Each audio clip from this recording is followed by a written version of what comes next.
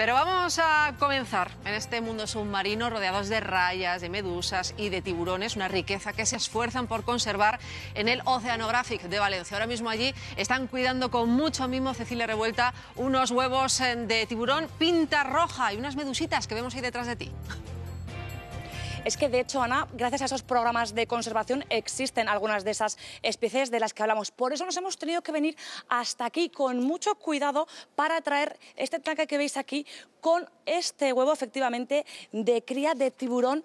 ¿Por qué? Veréis, esto viene de unas hembras que los pescadores han traído en sus redes, llamados descartes, y claro, hay que darles una segunda vida, recuperar esos huevos. Hay que tener mucho cuidado porque son muy sensibles al movimiento y también a la luz. Veréis, de esos huevos si se le ve, viendo, se le ve que se está viendo el tiburoncito. Porque ahora mismo...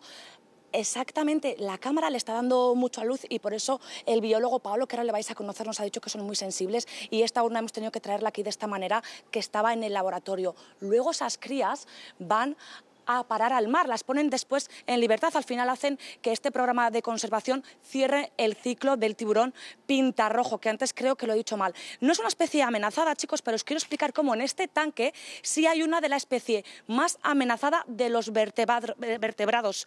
Pablo, que en este caso es, no sé si lo vamos a poder ver. Ahora vendrá, es la rina.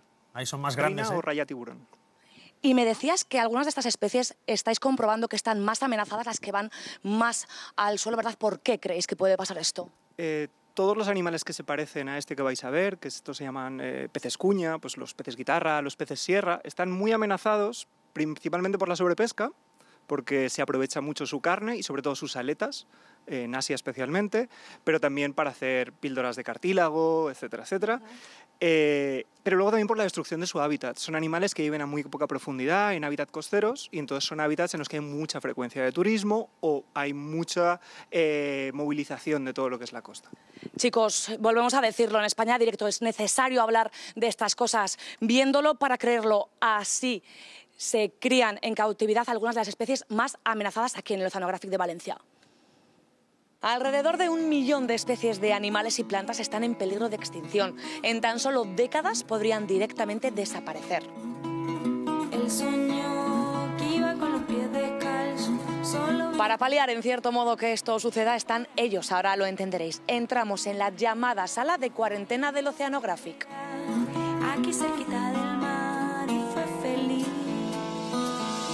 Vamos a vivir en una casita frente. Pues tenemos aquí un acuario donde mantenemos todos los huevos de raya mosaico y aquí es donde se incuban. Al cabo de unos 4 o 5 meses nace el pequeño y lo trasladamos a otro acuario donde lo alimentamos con una pequeña pipeta de plástico con una papilla de pescado. La principal amenaza para la especie en su medio natural es la destrucción del hábitat. En muchas ocasiones, si no fuera por el trabajo de acuarios y zoos del mundo, muchas especies no existirían. De hecho, hay una categoría en la UICN que es extinto en el medio natural.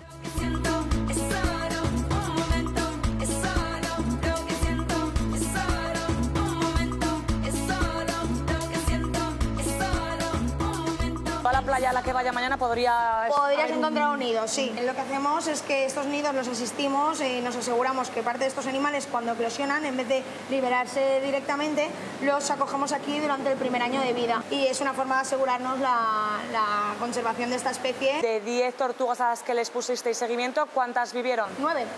Así que eso quiere decir que algo estamos haciendo bien. Aunque lo ideal sería no llegar a estos extremos, claro. Seguimos la ruta por las tripas del Oceanographic para comprobar cómo sucede lo mismo con el coral rojo, donde aquí, mirad, han reproducido este tanque. Porque tenemos más de 40 especies aquí representadas y son ecosistemas de profundidad que están muy amenazados. Coral rojo también, de hecho se captura para joyería y en zonas poco profundas es muy complicado verlos. Así que si queremos que, por ejemplo, esta escena siga sucediendo... ¡Ostras! Oye, Pedro, ¿no puedo quedarme aquí?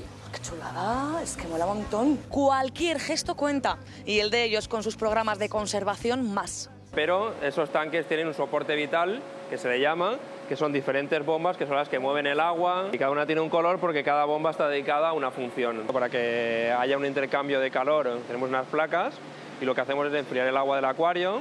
Y hemos hablado de la fauna, pero ¿qué hay de la flora? ¡Cecilia!